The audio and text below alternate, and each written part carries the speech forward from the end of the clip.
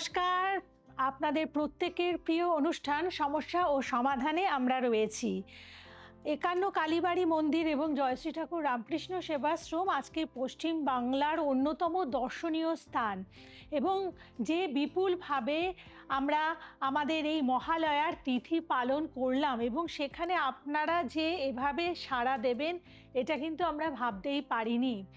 এবং প্রত্যেকটি ক্ষেত্রে আপনারা আপনাদের উপস্থিতি আমাদের ভীষণ ভালো লেগেছে। এবং জ্যোতিষ অধ্যাপক জয়দেব শাস্ত্রী তিনি যেখানেই থাকেন তখন কিন্তু এভাবেই আপনাদের উজাড় করে দেন। তিনি যে জ্যোতিষের প্রাঙ্গণেই তার নিজের পরিচিতি তৈরি করেছেন তাই নয়, তিনি একজন মানবিক জ্যোতিষ ব্যক্তিত্ব। সেই কারণেই বারে বারে তার যে বিভিন্ন কার্যকলাপ সেখান থেকে এভাবে প্রত্যেকটি মানুষের পাশে তিনি দাঁড়ান। এবং এই যে আমাদের শুভক্ষণ অর্থাৎ মাতৃপক্ষের শুরু, এই শুভক্ষণকে আমাদের জানতে হবে শাস্ত্র মতে আমরা কেন দেবী দুর্গার পুজো করি। সেই জায়গাটা আমরা অবশ্যই জানবো সেই মানুষের কাছ থেকে যিনি একজন শাস্ত্রজ্ঞ ব্যক্তি, যিনি জ্যোতিষকে জানেন, সাথে আমাদের যে সনাতন শাস্ত্র তাকে ভীষণভাবে শ্রদ্ধা করেন এবং আপনাদের জীবনেও যেমন প্রয়োগ করেন ঠিক একইভাবে বলবো তার নিজের জীবনেও প্রয়োগ করে থাকেন। এবং দেবীর আগমনে অবশ্যই সে কথা বলবো, সর্বমঙ্গল্য মঙ্গলে শিবে সর্বাত্ম সাধিকে শরণ্যে ত্রম্বকে গৌরী নারায়ণী নমস্তুতে সৃষ্টি স্থিতি বিনাশানাং শক্তিভূতে সনাতনী গুণাশ্রয়ে গুণময়ী নারায়ণী নমস্তুতে। এবং এই শুভক্ষণে দেবী দুর্গাকে নিয়ে আজকের অনুষ্ঠানে বিস্তারিত আলোচনায় আপনাদের জন্য উপস্থিত আছেন জ্যোতিষ অধ্যাপক জয়দেব শাস্ত্রী। স্বাগত জানাই আজকের অনুষ্ঠানে। নমস্কার। নমস্কার, আমি জয়দেব শাস্ত্রী। আজকে আমি যে কোশ্চেন অ্যান্সারের অনুষ্ঠানে আছি সেই অনুষ্ঠান আপনাদের কেমন লাগে আমাকে কিন্তু জানাবেন। জয়দেব শাস্ত্রী, জয় শ্রী ঠাকুর রামকৃষ্ণ, জয় শ্রী ঠাকুর রামকৃষ্ণ, জয় শ্রী ঠাকুর রামকৃষ্ণ। শ্রী ঠাকুর রামকৃষ্ণকে স্মরণ করে আমি আমার অনুষ্ঠান শুরু করছি। যদি ভালো লাগে শেয়ার করবেন, লাইক করবেন, কমেন্টস করবেন। বেশ। আচ্ছা, আমরা তো দুর্গা পুজো করে থাকি এবং মা দুর্গার 10 হাত আমরা জানি। তো এবার একটু বলুন এই যে মা দুর্গার 10 হাত কেন? মা দুর্গার 10 হাত আসলে মানুষের 10 দিককে সুরক্ষিত করার প্রতীক। ধর্মশাস্ত্রে বলা হয়েছে জীবনের 10টি মূল শক্তি ধর্ম, অর্থ, কাম, মোক্ষ, ক্রোধ, লোভ, মোহ, মদ, অহংকার, হিংসা নিয়ন্ত্রণে রাখতে পারেন কেবল দেবী। প্রতিটি হাতে থাকা অস্ত্র একটি শক্তির প্রতীক। বুঝলে? বাহ, সত্যি তাই। এর মন্ত্র আছে, একটা মন্ত্র বলি, ওম দশভুজায় দুর্গায় নমঃ। এই মন্ত্রটা পাঠ করো এভরিডে। সকালে ঘুম থেকে উঠে ফ্রেশ হয়ে তারপরে তোমার কাজ শুরু করো। দশভুজার পূজার সময় 10টি প্রদীপ জ্বালিয়ে নাম জপ করলে জীবনের 10 দিকেই শুভ শক্তি বজায় থাকে। যদি এটা নিয়মিত করতে পারো তাহলে তোমার জীবনে সুখ, সমৃদ্ধি এবং সমস্ত কিছু কষ্ট, দুঃখ, নেগেটিভ ভাইব দূর হয়ে যাবে। বাহ, তাহলে আপনারা তো দুর্গোৎসব দেখেছেন, এর আগে বছর বা প্রতি বছর দেখছেন, কিন্তু এভাবে ব্যাখ্যা কি কখনো শুনেছেন? বা যেই টোটকা বললেন শাস্ত্রীজি, সেই টোটকাটা অবশ্যই করবেন, কারণ প্রত্যেকটি টোটকা কিন্তু তিনি বিশেষভাবে আপনাদের জন্য তৈরি করেছেন, আপনাদের মঙ্গলার্থে, যেগুলো পালন করে আপনারা কিন্তু অবশ্যই ভালো থাকতে পারবেন। আচ্ছা, এবার এই যে দেবী দুর্গাকে আমরা দেখি যে বাহন, তিনি সিংহ বাহনের ওপরে বসে রয়েছেন বা দাঁড়িয়ে থাকেন, কোথাও কোথাও দেখা যায়। তো দেবী দুর্গার সিংহই কেন বাহন হন? দেবী দুর্গার বাহন সিংহ কেন? সিংহ হলো প্রতীক।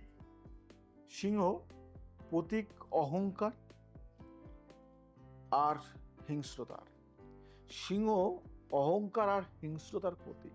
মা দুর্গা সিংহকে বাহন হিসেবে নিয়েছেন এই শিক্ষা দিতে, যদি ভক্ত সত্যে দৃঢ় থাকে যদি ভক্ত সত্যে দৃঢ় থাকে তবে অহংকারও ভক্তির কাছে নত হয়।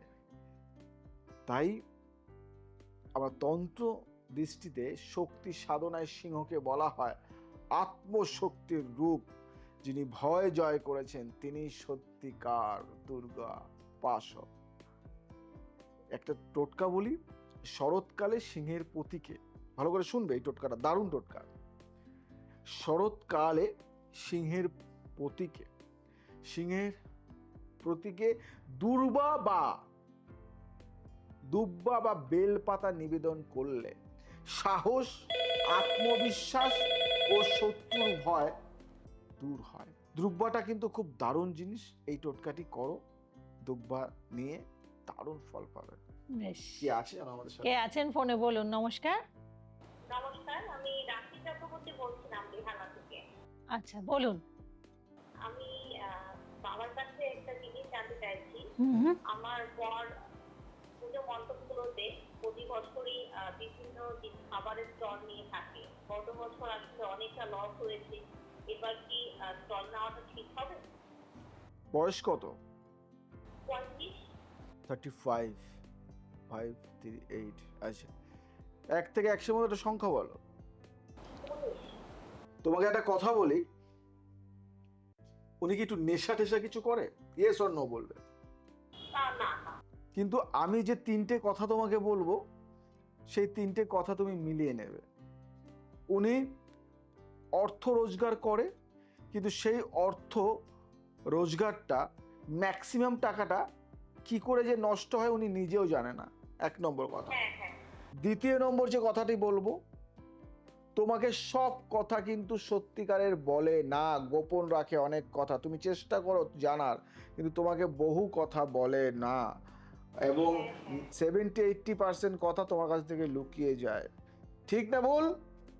হ্যাঁ হ্যাঁ একদম। 3 নম্বর যে কথাটি বলবো তোমাকে, শুনে কষ্ট পাবে, তুমি কষ্ট পাবে, কিন্তু আমার কাছে তো লুকোনো যায় না। আমি যে ভাইব্রেশনে পাচ্ছি, এই মানুষটির কোথাও বাইরে কোথাও সম্পর্ক রয়েছে, যেখানে ম্যাক্সিমাম টাকা উড়িয়ে দেয়। অর্থ ভালো আসে, ওনার বিজনেসের হাতটা ভালো, অর্থ আসে, কিন্তু ম্যাক্সিমাম টাকা উড়িয়ে দেয়। অবৈধ সম্পর্কের সাথে জড়িত রয়েছে ওই ব্যক্তিটি, এবং তোমাকে বলে ইনকাম হয় না, রোজগার হয় না, কিন্তু ওনার ইনকাম আছে, রোজগার হয়, এবং এখনো উনি স্টল নেবে, এবং স্টল নিলে ইনকামও হবে। ইনকামের জায়গাটা আমি খুব একটা সমস্যা দেখছি না। দেখছি কি, তোমাদের সম্পর্কর মধ্যে অনেক সমস্যা রয়েছে, অনেক কিছু লুকিয়ে রেখেছে। তুমি কি কিছু আভাস পাচ্ছ যে কোনো সম্পর্কের মধ্যে জড়িয়ে আছে কি নেই? মনে হয় কিছু একটা আছে, কিন্তু আমাকে অনেক কিছু বলে না। আমি কিছু জিজ্ঞেস করলে খুব রাগারাগি করে, মিসবিহেভ করে আমার ইয়েস সাথে। ইয়েস, তুমি বুঝতে পারলে তো যে অর্থ কোথায় চলে যাচ্ছে? এর উপায় কি আছে? আমি কি করব? উপায় আছে, অনেক কিছু উপায় আছে। তোমার জিনিস তোমারই থাকবে, তোমার কাছ থেকে অন্য জায়গায় যেতে পারবে না, সেরকম ব্যবস্থা করে দেবো আমি। এবং স্টল নিতে পারে এবং ইনকাম হবে, এখান থেকে আর কোনো সমস্যা নেই। আর আমি আছি, এটা একটা ক্রিয়া করতে হবে। যদি পারো, যত তাড়াতাড়ি পারো কন্ট্যাক্ট করো, আমি দেখছি কি করা যায়। ঠিক আছে? অবশ্যই অবশ্যই। ভালো থাকো। একদম, ভীষণ, একদম অবশ্যই কন্ট্যাক্ট করবেন। এবং দেখুন, মানে আমি তো অবাক হয়ে যাচ্ছি কিভাবে এই জায়গাগুলো বলে দিচ্ছেন যে উনি রোজগার হয়তো করছেন, কিন্তু তার রোজগারের জায়গাটা অন্য কোথাও চলে যাচ্ছে, নিজের যে সংসার সত্যি সেখানে কথা দিচ্ছেন বলি, না। হ্যাঁ প্রচুর নেশা করে, হ্যাঁ। কিন্তু বলে না আচ্ছা। বাড়িতে, বা হয়তো হাজবেন্ড শুনে নেবে, স্বীকার করছে না, হুম বা বলছে না, হুম। কিন্তু আমি না বলে পারলাম না। মানে আমি বলে দিলাম, কথা বলি। নেশা না, সবাই যে মাদক আসক্ত হবে তা নয়, নেশা অনেক রকম থাকে। একদম ঠিক। সেরকম এনারও বহু নেশা আছে, এবং কি জানো তো, যেটাকে আমরা বাংলা ভাষায় বলি না, যে জুয়ো বা সাট্টা বা এইসব ধরনের, এই ধরনের খেলার সাথেও যুক্ত রয়েছে। আচ্ছা। মানে টাকা, কাঁচা টাকা রোজগার তো, হুম। কোথাও না কোথাও থেকে টাকাগুলি বেরিয়ে যেমন যাচ্ছে, এবং তার মানে সব গুণই দিয়েছে, মানে ওকে, মানে ঠিক।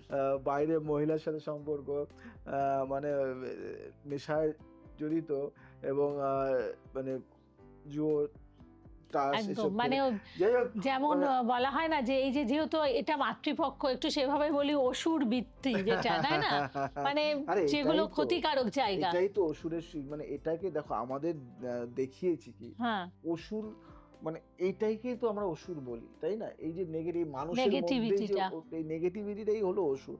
আমাদের শরীরের মধ্যে যদি এই এই এই অসুরটাকে যদি আমরা দমন করতে পারি, হ্যাঁ, তাহলে যে আমাদের মতো মানুষ খুব কমই পাওয়া যাবে। তাই এই যাদের মধ্যে এই টাইপের অসুর আছে এবং দমন করতে চাইছো, কন্ট্যাক্ট করো, আমি আছি। কি একদম করে দমন করতে হয়? ম্যাজিকের মতো সেই মানুষটিকে একটা সুন্দর মানুষ রূপে যদি পরিণত করতে না পারি, তাহলে বলবে। ঠিক। এবং এই যে অসুর বৃত্তি দমন করার মানে অত্যন্ত ভালো সময় মাতৃপক্ষের সময় আপনারা জানেন বছরে একবারই পেয়ে থাকি, এবং আজকের অনুষ্ঠানে যেই বিশেষ টোটকাগুলো আপনারা পাচ্ছেন অবশ্যই আপনারা পালন করবেন, কারণ এগুলো কিন্তু বিশেষভাবে ফলদায়ী। আচ্ছা, এবার যে প্রশ্নতে যাব যে মহিষাসুরকে কেন এই মহিষ রূপে আমরা দেখি? দারুণ কথা বলেছো, দারুণ কথা বলেছো। দেখো মহিষ প্রতীক হলো জানো কি? তমগুণ। আচ্ছা, তমগুণ আর অলসতা, জড়তা, অন্ধকার দেবী মহিষাসুরকে বধ করে বোঝালেন যে মানুষের জীবনের সত্যিকারের বিজয় হলো ভেতরের অলসতা ও অন্ধকারকে জয় করা। ঠিক কথা। বুঝলে? তো আমি একটা তোমাদেরকে মন্ত্র বলি, এই মন্ত্রটা নিয়মিত পাঠ করো। ওং মহিষাসুর মর্দিনী নমঃ, বা ওং মহিষাসুর মর্দিন্য নমঃ। এই মন্ত্রটা করো। আর একটা টোটকা বলি, অমাবস্যার রাতে মহিষাসুর মর্দিনী স্তোত্র পাঠ করলে ভয়ঙ্কর বিপদ কেটে যায়। এটা করো, দারুণ ফল। ছোট্ট একদম, টোটকা, বাহ, খুব সুন্দর। ছোট্ট জিনিস, মানে এটা কিন্তু সারা করলে- বছরই করতে পারবে। সারা বছর আমি তো করি, হুম, আমি নিজে করি। হুম, আমি আমার যারা ভক্ত শিষ্য আছে তাদেরকে করাই। আমার একটা পাঠ হয় জানো তো, তোমাদের বলি। আমার একটা, এটা বলতে নেই তবুও তোমাকে বলি, গোপন ছিল, এখন রিভেল হয়ে গেল। আমি সপ্তাহে একটা দিন ধর্মসভা করি। সে ধর্মসভায় মোটামুটি ফ্রি অফ কস্ট, ওখানে কোনো পয়সা নেওয়া হয় না, মানে 2-3 ঘন্টা আমি থাকি ওখানে। এবং আমার কাছে তার আগে থেকে নাম লেখা 2-1 হাজার লোক তো আসে ওই ধর্মসভাতে। এবং ওখানে কি কাজ হয় বলতো? ধর্মসভায় আমি বিভিন্ন কথা আলোচনা করি, ধর্মের কথা, এবং ওই মানুষগুলির মধ্যে যদি কিছু সমস্যা থাকে আমাকে বলে, ইনস্ট্যান্ট আমি টোটকার মাধ্যমে, ইনস্ট্যান্ট কোনো পদ্ধতির মাধ্যমে আমি তাদেরকে সেই সমস্যার সমাধান করাই।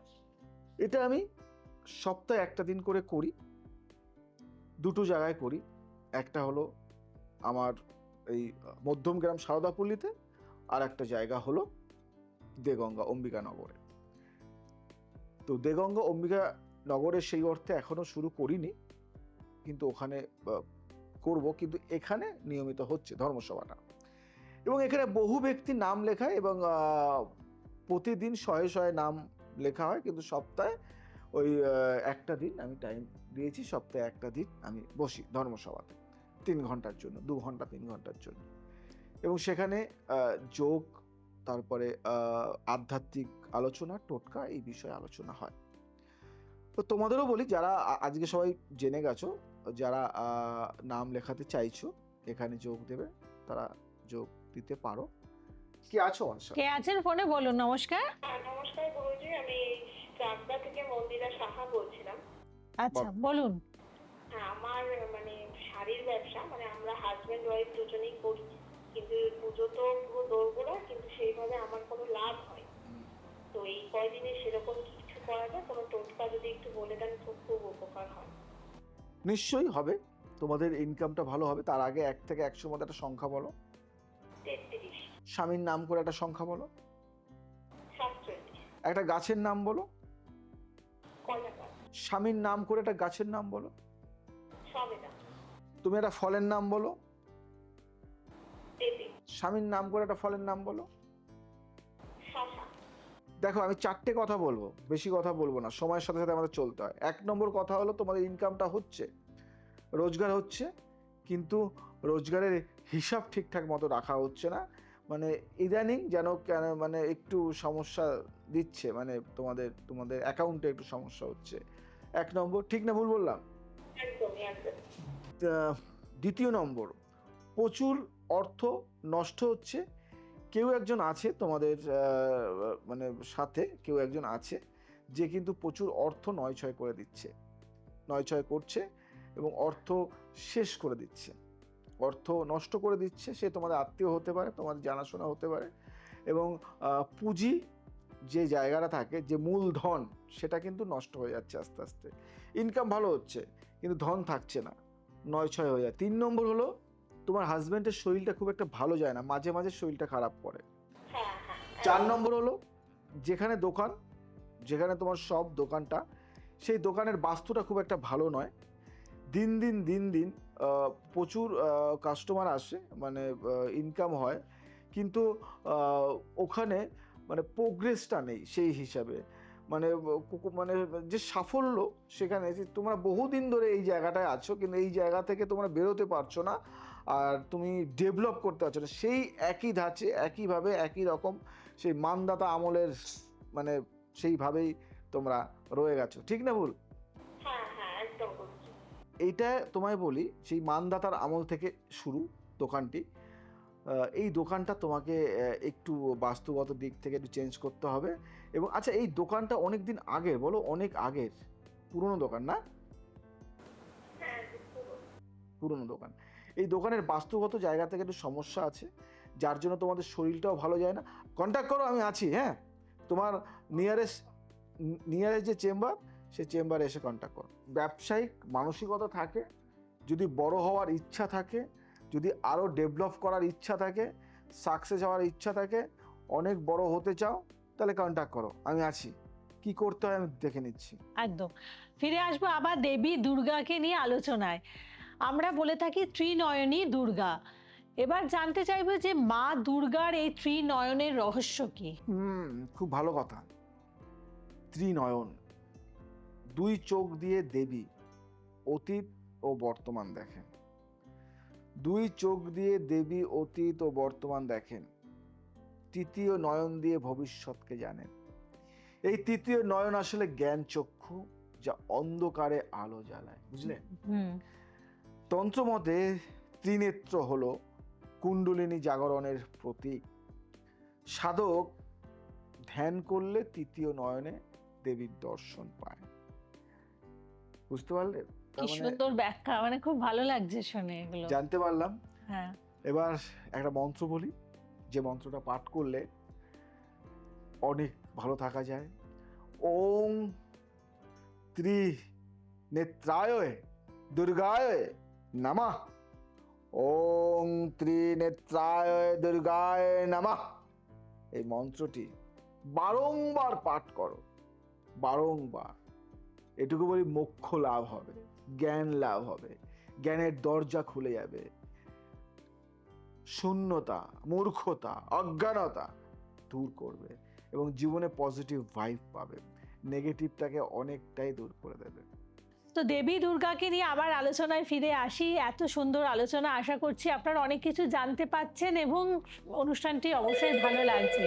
আচ্ছা, একজন ফোনে চলে এসেছেন। ফোনে কে আছেন একটু কথা বলে তারপরে আবার আলোচনায় আসবো। বলুন, কে আছেন সাথে? নমস্কার। নমস্কার, আমি কার্তিক পাল বলছি। আমি ঠাকুর বানাই, ঠিক আছে? এই বছর আমার দুর্গা বানিয়েছি আমি।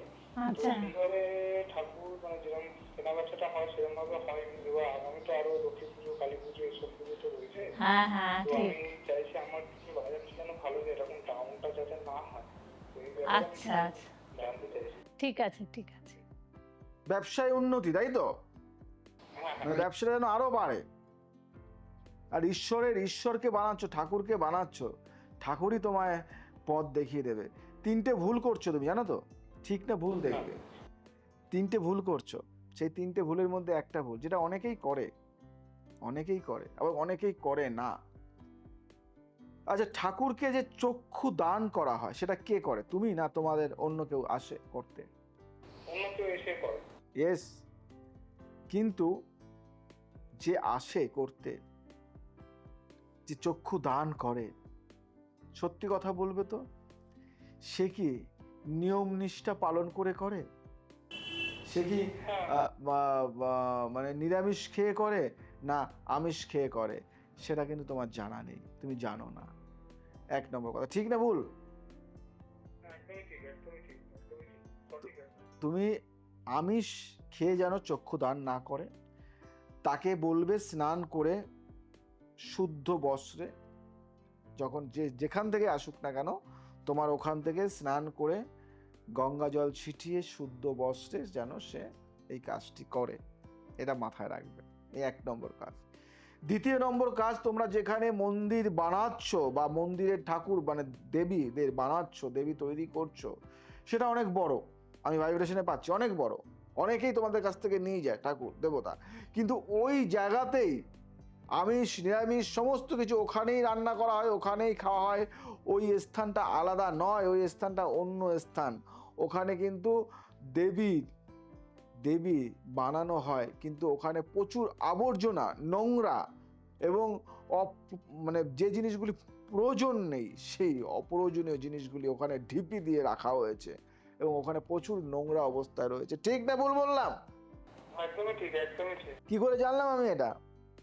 একদমই ঠিক। এটা তো আমি মানে অবিশ্বাস্য হয়ে গেছি, মানে বুঝতে পারছি না, বাকরুদ্ধ হয়ে পড়ছি। হ্যাঁ, অবাক হয়ে যাচ্ছ। ইয়েস, একদমই মানে অবাক হওয়ার কথা। 3 নম্বর যে কথাটি বলবো সেটা আটকে উঠবে, আরো অবাক হয়ে যাবে। খাটের উপর বসে থাকলে লাফ দিয়ে পড়বে নিচে। ঠিক 3 নম্বর যে কথা, কথাটা না বলবো। সেটা যেন না করে হ্যাঁ। বলবো। হ্যাঁ, 3 নম্বর কথা হলো, দেখবে তোমার গায়ের পশম জেগে যাবে। 3 নম্বর একটা অজানা তথ্য বলবো, সেটা হলো ঠাকুর যে তোমরা তৈরি করছো, এই কথাটা খুব মানে বেদনাদায়ক কথা।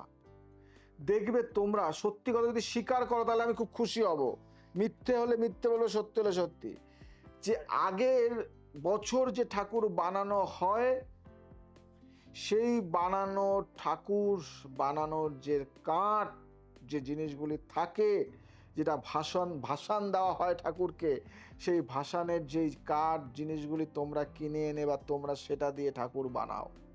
ঠিক না ভুল বললাম বলো?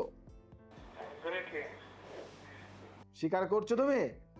একদম একদম সত্যভাবে করাটা এটা পাল্টাও, আচ্ছা, নতুন জিনিস মানে থেকে। ভাষার কাঠামোটা এনে করে। খুব ও। খারাপ জিনিস গো এটা। ওই ভাসানোর কাঠামো দিয়ে এনে করলে সেখানে ঠাকুর দেবতা জাগ্রত হয় না, আচ্ছা আচ্ছা, জাগে না। ওটা নেগেটিভ শক্তি, ওটা অপশক্তি হয়ে যায়। ওই অপশক্তিটাকে নিয়ে এসে তুমি শুভ শক্তিকে রূপান্তরিত করতে পারবে না, তুমি নেগেটিভ ভাইব। কিছু কিছু জিনিস আছে, এটা তুমি ঠকাচ্ছ লোকদেরকে, যারা তোমাদের কাছ থেকে ঠাকুর নিয়ে যাচ্ছে তাকে তুমি ঠকাচ্ছ। আর এটা করা মানে তোমার তো অমঙ্গল হচ্ছে এবং যে দেবী নিয়ে যাচ্ছে পজিটিভ হচ্ছে না, এবং সেই প্যান্ডেলে উন্নতি নেই, সেই প্যান্ডেল দেবতা সেইভাবে জাগ্রত হয় না। মানে এটার অনেক কাহিনী আছে, এটা নিয়ে পরে বলবো। এগুলি করা উচিত নয়, এগুলি করলে কি কি এফেক্ট পড়ে, কি কি নেগেটিভ পড়ে।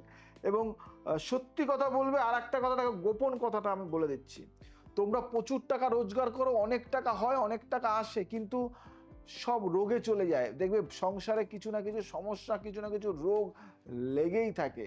সংসারে অশান্তি, ঝামেলা, ঝাঁটি লেগেই রয়েছে, থামছে আর না। তুমি ভাবছো এত টাকা রোজগার করছি, এত ঠাকুর বিক্রি করছি, কিন্তু এন্ড অফ দ্য মোমেন্ট, মানে এন্ড অফ দ্য মোমেন্ট, একদম যথার্থ, একদম সঠিক বলছো। শেষের দিকে সবকিছু যেন জিরো, শূন্য। ঠিক না বল?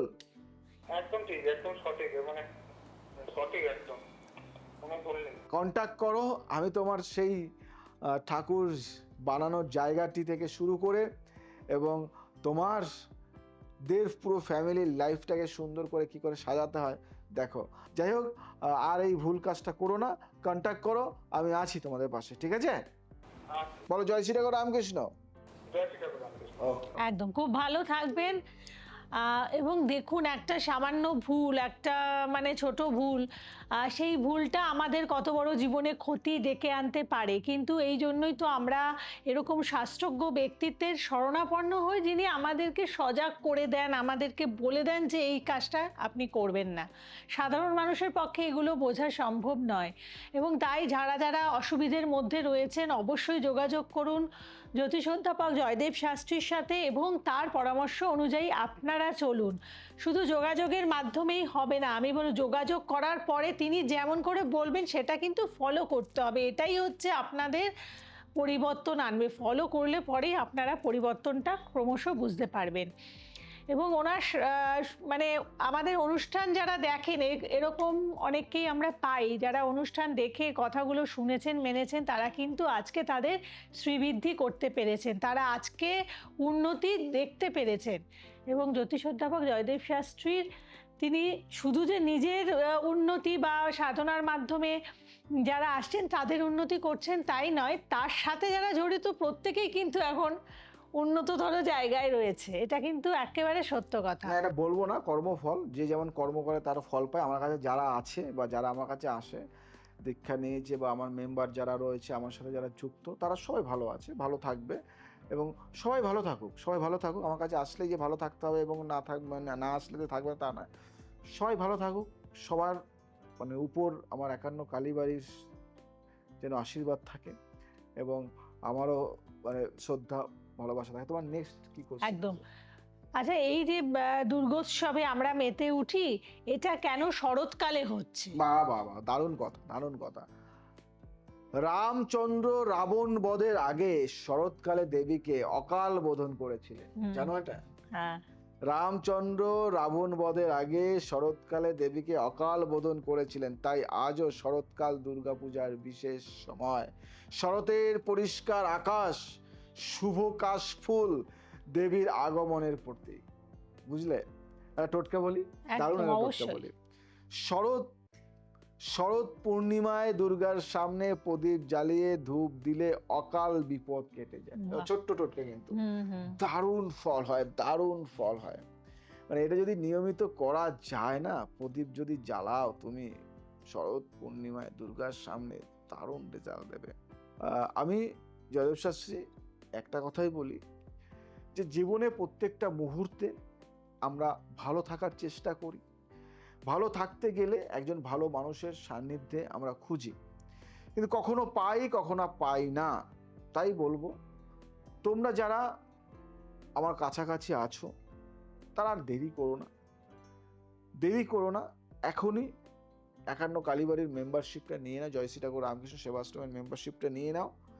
মেম্বারশিপ নিলে কি হবে, প্রতিটা মুহূর্ত, প্রতিটা সময়, প্রতিটা ক্ষণে তোমরা আমাদেরকে পাবে এবং আমার যে দৈব দরবার হয়, আমার যে দৈব দরবার যেটা হয় আমার এখানে, যেটা আধ্যাত্মিক আলোচনা হয়, সেখানে তোমরা যোগদান করবে এবং এভরিডে, প্রতিদিন জয়যোগ মিশনের পক্ষ থেকে যোগার ভালো থাকার জন্য যোগার একটা ব্যবস্থা করা হয়েছে, তো ওখানে তোমরা আসতে পারো।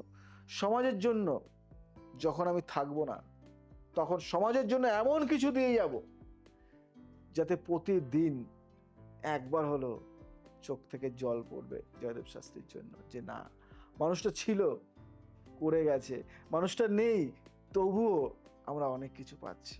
যাই হোক, সময়ের সাথে সাথে আমাদের চলতে হয়। আজ আসি, আবার আসবো নতুন কিছু নিয়ে। ভালো থাকো, সুস্থ থাকো, সবাইকে ভালো রাখো। জয় শ্রী ঠাকুর। জয় শ্রী ঠাকুর রামকৃষ্ণ।